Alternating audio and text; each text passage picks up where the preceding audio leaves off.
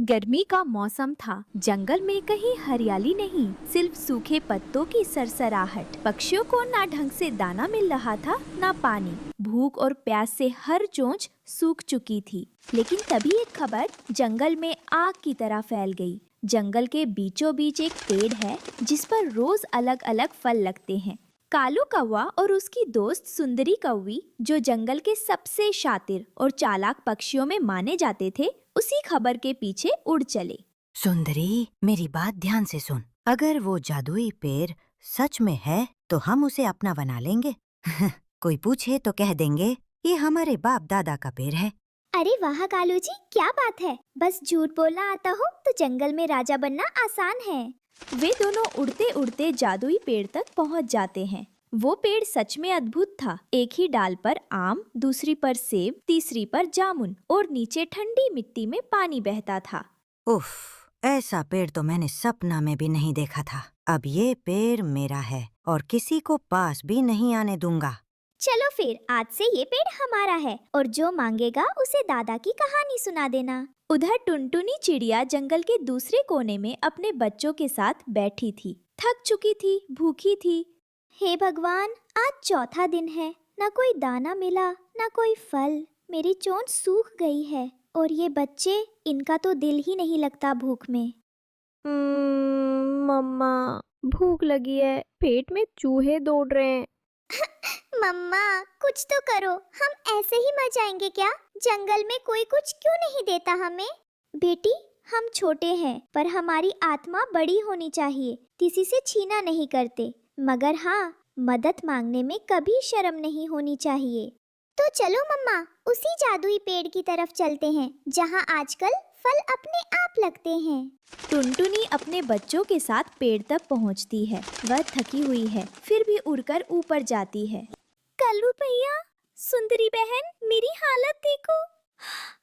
3 दिन से भूखी हूँ, बस थोड़ा सा फल दे दो बच्चों के लिए। टुनटुनी, मुझे लगा तुम समझदार हो। अब सुन, ये पेड़ हमारे पूर्वजों का है। हम तो सिर्फ उसकी देखभाल कर रहे हैं। अगर सब लेने लगे तो हम क्या खाएंगे? और देखो, हम किसी पर जोर नहीं डालते, लेकिन हर किसी को फल नहीं दे सकते, वरना जंगल भर जाएगा मांगने वालों से। पर ये पेड़ तो जंगल के बीच है, ना तुम्हारे घर के पास, ना कोई निशान। ये सबका है ना? बहस मत करो, जो बोल दिया वही सही है। भागो यहाँ से। मम्मा, ये तो बहुत बुरे हैं, इन्होंने ही कब्जा कर रखा है। भगवान, ये दुनिया कितनी बदल गई है। एक समय था जब हम सब साथ खाते थे, आज पेड़ पर भी झूठ का ताला लग गया। टुनटुनी और सुनहरी हार नहीं मानती। वे सीधा जाती है बगुला बाबा के पास। बाबा, वो पेड़, उस पर कालू कौवा और सुंदरी कौवी ने कब्जा कर लिया है और सबको झूठ बोल रहे हैं। उन्होंने मुझसे कहा कि वो पेड़ उनके दादा का है, लेकिन बाबा, मैंने वो पेड़ तब देखा था जब वो छोटा था। कोई नाम नहीं था उसका, बस एक छोटा पौधा था और हम सब मिलकर पानी देते थे उसे। सच को आवाज चाहिए होती है। तुमने आवाज दी है, अब फैसला होगा। कल सुबह पंचायत लगेगी पेड़ के नीचे और सच्चाई सामने आएगी। अगले दिन पूरा जंगल पेड़ के पास इकट्ठा होता है। बगुला बाबा बीच में बैठते हैं। चारों ओर मैना, तोता, कबूतर, बुलबुल, हर कोई बैठा है। कालू कौवा, क्या तुम गवाही देते हो कि ये पेड़ तुम्हारे दादाजी का है? जी, मतलब हाँ, हमने सुना था कि हमारे पूर्वज इसे। क्या सुना था? कौन सा प्रमाण है तुम्हारे पास? हम तो बस खाने के लिए। मतलब तुमने भूख में झूठ बोला और दूसरों को भूखा रखा और गरीब टुनटुनी को डांटा भी। शर्म करो कालू। जिस पेड़ को सबने मिलकर सींचा, उस पर दो पक्षी झूठ का ताला लगाकर बैठ गए। जंगल का नियम है, जो पेड़ जंगल में उगा है वो जंगल का है। अब सुनो सजा। कालू और सुंदरी को 1 हफ्ते तक फल खाने की मनाही है और रोज उन्हें 10 पक्षियों को फल देना होगा, तभी उन्हें एहसास होगा। और हर रोज टुनटुनी और उसके बच्चों को सबसे पहले फल मिलेगा।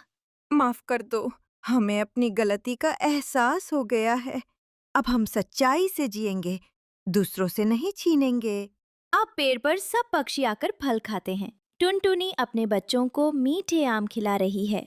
बेटा, ये पेड़ सबका है और सच की जीत ने हमें ये फल दिया है। मम्मा, आपको जंगल में भी इंसाफ होता है। इस कहानी से हमें सीख मिलती है कि झूठ से कब्जा करना आसान हो सकता है, पर सच्चाई से जीता हुआ एक फल 100 चोरी के फलों से मीठा होता है। टुनटुनी चिड़िया को पेड़ पक्षियों पौधों से बातें करना बहुत पसंद था। एक दिन जब वो अपने जंगल के पीछे वाले बगीचे में नीम के पेड़ से बातें कर वापस आ रही थी, तभी उसे रास्ते में उसको रानू चिड़िया मिल गई, जो उसके कॉलेज में उसके साथ पढ़ती थी। अरे टुनटुनी, तू कहाँ चली गई थी? मैं कब से तुझे ढूंढ रही थी। कल मेरा बर्थडे है, सबको आना है और हमने एक लोक संगीत का प्रोग्राम भी रखा है। तू लहंगा ही पहन कर आना, सब मिलकर डांस करेंगे, बड़ा मजा आएगा। मैं नहीं आ पाऊंगी। तू जानती है ना कि हम लोग कितने गरीब हैं। मैंने तो आज तक कभी ढंग के कपड़े भी नहीं पहने, फिर मैं लहंगा कहाँ से पहनूंगी? नहीं टुनटुनी, जो भी हो मुझे कुछ नहीं सुनना, तुझे आना ही होगा। तेरे बिना प्रोग्राम में मजा नहीं आएगा। उसके बाद दोनों अपने घोंसले में चली जाती है। वहाँ टुनटुनी चिड़िया की माँ टूनी चिड़िया सेठ के घोंसले में खाना बनाने के लिए जाने के लिए तैयार खड़ी थी, लेकिन टुनटुनी चिड़िया का फूला हुआ मुंह देखकर वो उससे बोलती है, अरे अब तू लहंगे की बात लेकर क्यों बैठ गई? मैं सेठ जी के घोंसले में खाना बनाकर किसी तरीके से घर अकेले चला रही हूँ। किसी तरह तुझे कॉलेज भेज पा रही हूँ। तेरे बापू बीमार पड़े हैं, हमारे पास इतने पैसे कहाँ से आएंगे? मैं काम पर जा रही हूँ और रास्ते में अगर मुझे कोई सस्ता सा लहंगा मिलेगा तो देख लूंगी, फिर मैं तेरे लिए ले लूंगी। माँ, सचमुच तुम लहंगा मुझे दिलवाओगी ना? हाँ ठीक है, दिला दूंगी, लेकिन पहले तू अपने आंसू पोंछ ले।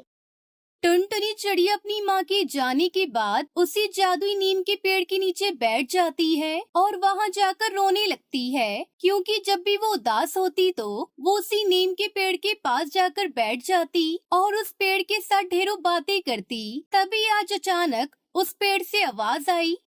क्यों रो रही हो टुनटुनी? वो आवाज सुनकर टुनटुनी चिड़िया चौंक गई।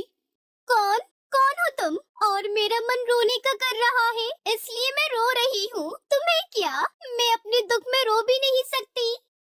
रोने से कुछ नहीं होगा, तुम समस्या बताओ क्या है, शायद मैं उसे दूर कर सकूं। तुम क्या मेरी समस्या का हल कर पाओगे? तुम तो हिल भी नहीं सकते। लेकिन मैं तुम्हारी मदद कर सकता हूँ, क्योंकि मैं जादुई पेड़ हूँ और मुझे तुम्हारी मदद करके बहुत अच्छा लगेगा। और तुम हमेशा मेरी और आसपास वाले छोटे पेड़ पक्षियों सबका कितना ध्यान रखती हो, वरना सारे पक्षी तो यहाँ पर हमारी लकड़ियाँ और फल फूल तोड़ने ही आते हैं। फिर टुनटुनी चिड़िया उस पेड़ को अपनी उदासी का कारण बताती है। अच्छा, तो अब मैं चलती हूँ। टुनटुनी चिड़िया अपने घर पहुंच गई। तभी उसे एहसास हुआ कि उसके दरवाजे पर किसी की आहट हुई है। उसने दरवाजा खोला तो बाहर देखा 2 पैकेट रखे हैं। ये क्या है? खोल कर देखती हूँ, क्या है इसके अंदर? टुनटुनी चिड़िया पैकेट खोलकर देखती है तो उस पैकेट में बहुत ही सुंदर सुंदर लहंगे रखे थे। लगता है ये लहंगे माँ रखकर जल्दी में चली गई। अभी तो बोल रही थी कि एक भी लहंगा नहीं दिलवा पाऊंगी और अब 2 लहंगे दिलवा दिए। जब शाम को उसकी माँ घर वापस आई तो टुनटुनी चिड़िया ने अपने लहंगे दिखाए और कहा, माँ, तुमने मेरे लिए कितने सुंदर लहंगे खरीदे हैं। थैंक यू सो मच माँ। अच्छा बेटा, पर ये तो मैंने नहीं खरीदा। और तुम्हें किसने दिया? ये कहाँ से मिला? ओ माँ, कोई बात नहीं, लहंगे तो बहुत सुंदर है। मैं यही लहंगा पहनकर रानू के जन्मदिन में जाऊंगी। ठीक है बेटा, लेकिन आई कहाँ से ये तो बताओ। कहीं से भी आए हो माँ, अभी मैं जा रही हूँ तैयार होने। टुनटुनी चिड़िया ने जैसे ही वो लहंगा पहना, उसके पास अपने आप सुंदर से गहने आ गए। टुनटुनी चिड़िया आज सज सवर कर रानू के जन्मदिन में पहुंच गई। टुनटुनी चिड़िया बहुत ही सुंदर लग रही थी। देख, तू तो बहुत प्यारी चिड़िया लग रही है। फिर टुनटुनी चिड़िया ने वहाँ खूब मजे किए और कुछ समय बाद वो अपने घर वापस आ गई। दूसरे ही दिन वो सुबह सुबह जंगल के पीछे वाले बगीचे में वही जादुई नीम के पेड़ के पास गई और बोली, अरे दोस्त, मैं समझ गई कि वो लहंगे तुम्ही ने दिए हैं। तुम बहुत अच्छे हो। टुनटुनी, वो दोनों ही लहंगे जादुई हैं। एक लहंगे से तुम जो अपने लिए मांगोगी वो मिल जाएगा, और दूसरे लहंगे से दूसरों पर उपकार करने के लिए जो मांगोगी वो मिलेगा। लेकिन दोनों लहंगों से दिन में कोई एक बारी एक इच्छा पूरी हो सकती है। हाँ, लेकिन उन लहंगों से कभी किसी का नुकसान करने की मत सोचना। अच्छा ठीक है, अब मैं चलती हूँ। और फिर टुनटुनी चिड़िया जल्दी जल्दी घर आई और उस लहंगे को पहन लिया। ओ जादुई लहंगे, मुझे एक बड़ा सा घर दो जिसमें जरूरत का सारा सामान हो, और उसके पीछे एक बगीचा दो। इतना कहते ही उसका छोटा सा घोंसला एक बड़े घोंसले में बदल जाता है, और घोंसले के पीछे खूबसूरत से एक बगीचा भी था जहाँ पर ढेरों रंग बिरंगे पशु पक्षी भी थे। और फिर शाम को उसकी माँ घर आती है। फिर टुनटुनी चिड़िया उससे कहती है, अरे माँ देखो, अब हमारे पास कितना बड़ा घर हो गया है, और हमारे पास एक बहुत खूबसूरत बगीचा भी है। चलो बगीचे में चलते हैं। लेकिन ये सब हुआ कैसे? इतना बड़ा घोंसला, इतना सारा सामान, इतना खूबसूरत बगीचा, ये सब अचानक कहाँ से आया? माँ, मैंने जो लहंगा पहना है ना, वो जादुई है। मैं बगीचे में जिस पेड़ के नीचे बैठती हूँ, उस पेड़ ने ही मुझे ये सब दिया है। अच्छा, ये तो चमत्कार हो गया बेटी। माँ, ये जादुई लहंगा है। इस लहंगे से पूरे दिन में कोई भी एक इच्छा पूरी करवाई जा सकती है। दोनों उस दिन बहुत खुश थे। टुनटुनी चिड़िया बगीचे में जाकर पशु पक्षी पेड़ पौधों की अच्छी सी देखभाल करने लगी। अगले ही दिन टुनटुनी चिड़िया उस जादुई लहंगे को पहनकर बोलती है, हे जादुई लहंगे, मेरे बाबू को बिल्कुल ठीक कर दो। टुनटुनी चिड़िया के इतना कहते ही उसके पिता कालू कौवा बिस्तर से उठ गए। सब बहुत खुश थे। आज फिर से टुनटुनी चिड़िया अपने पास वाले बगीचे में गई तो उसने वहां जाकर देखा कि उस जादुई नीम के पेड़ को कुछ पक्षी काट रहे थे। तभी तेजी से उड़कर टुनटुनी चिड़िया उस नीम के पेड़ से लिपट गई और बोली, नहीं नहीं, इस पेड़ को मत काटो। ये आप लोग क्या कर रहे हो? आप लोग इस पेड़ को ऐसे नहीं काट सकते।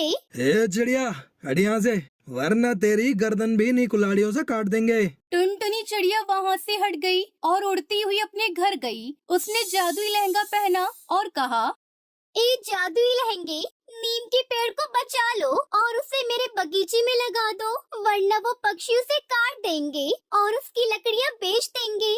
तभी टुनटुनी चिड़िया को कोई आवाज आई। वो भागकर अपने बगीचे में गई तो देखा कि वो पेड़ उसी बगीचे में खड़ा था, और वो पेड़ काटने वाले पक्षी अपनी कुल्हाड़ी लेकर पेड़ पर लटके हुए थे और जोर जोर से चिल्ला रहे थे, बचाओ बचाओ, हमें इस पेड़ से बचाओ, पता नहीं किसने हमें लटका दिया, अरे कोई तो उतारो हमें, बचाओ। तभी टुनटुनी चिड़िया बोलती है, तुम्हें कोई नहीं बचाएगा। तुम लोग तब तक वही लटके रहोगे जब तक तुम्हारी अकल ठिकाने नहीं आ जाएगी। अरे अरे हमें माफ कर दो। अब कुछ नहीं हो सकता है। अचानक से वो दोनों पेड़ से नीचे गिर जाते हैं। किसी का सर फूटा तो किसी की कमर टेढ़ी हो गई और वहाँ से वो दुम दबाकर भाग गई। तभी टुनटुनी चिड़िया पेड़ से बोलती है, पेड़, तुम ठीक तो हो ना? जिसके पास तुम्हारे जैसा दोस्त हो उसका क्या हो सकता है। फिर टुनटुनी चिड़िया अपने घर आ गई और खुशी खुशी अपने परिवार के साथ रहने लगती है।